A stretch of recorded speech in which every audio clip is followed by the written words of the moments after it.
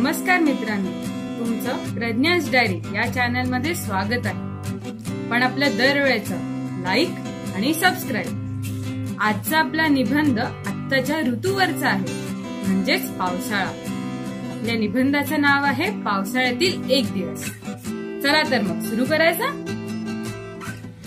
पावसाळा हा एक असा ऋतू आहे की त्याची सर्व वयातील लोक वाट बघत असतात। पहिला पाऊस म्हणजे वृक्षवेलींची घरादाराची अंघोळच जणू। पाऊस कुठलाही असो, मनाला तो भावूनच जातो। म्हणूनच तर तो विपुलतेचं व समृद्धीचं प्रतीक आहे। पण अशाच ह्या पावसाने एके दिवशी हाहाकार माजवला। दर दिवशीप्रमाणे मी सकाळी उठली, पण ते आईच्या हाकेने नव्हे, तर ढगांच्या गजराने व विजेच्या चमचमाटाने।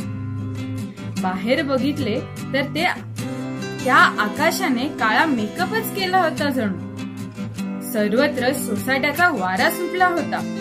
बघता बघता ढगातून मोत्यांचा वर्षाव सुरू झाला। पहिल्यांदा वाटले की त्या गाराच आहेत, पण नंतर उमगले की वरुण राजा आपल्या पिल्लांवर खुश होऊन जास्तीत जास्त मोठ्या पावसाच्या थेंबाचा वर्षाव करत होता। दिवस हळूहळू पुढे जात होता, पण ते फक्त घड्यात बघितल्यावरच कळत होते। हळूहळू शाळेत जाण्याची व कामावर जाण्याची वेळ जवळ आली होती, पण पाऊस काही अजून थांबायचे नावच घेत नव्हता। त्यामुळे शाळा, कॉलेज, ऑफिस या सर्वांना सुट्टीच मिळाली। सर्वत्र पाणीच पाणी झाले होते। सगळीकडचे रस्ते दुथडी भरून वाहत होते।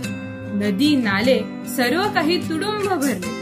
हव्या वाटणाऱ्या पावसाचा लोकांना आता कंटाळा येऊ लागला होता। हातावर पोट असलेल्यांची तर वाईटच अवस्था झाली होती। काही ठिकाणी झाडे तुटून खाली रस्त्यावर पडली होती। टेलिफोनचे खांब देखील होते त्यात। प्रवासासाठी आलेल्या यात्रेकरूंना रेल्वे स्थानकावरच राहावे लागले, कारण ट्रेन देखील बंद पडली होती। वाहने धीम्या गतीने पुढे सरकत होती। पावसाने सर्वत्र धुमाकूळ घातला होता। विमान सेवा देखील विलंबित करण्यात आल्या होत्या। आता येरे येरे पावसा म्हणणारी लोक जारे जारे पावसा म्हणू लागली होती, पण त्याला थांबवायचे आपल्या हातात नव्हते। म्हणून अडकलेल्या लोकांना स्थानिकांनी मदत केली व ते तिथेच आडोशाला जाऊन निद्राधीन झाले। आता हा अवचित आलेला पाऊस अनाहूत प्रमाणेच रात्री निघून गेला। सर्वजण बालरवीच्या कोवळ्या किरणांच्या स्पर्शाने जागे झाले व आपल्या आपल्या कामाला लागले। तर मित्रांनो, ह्या निबंधाचा अजून एक नाव असू शकतो, तो म्हणजे पावसाने माजवलेला हाहाकार।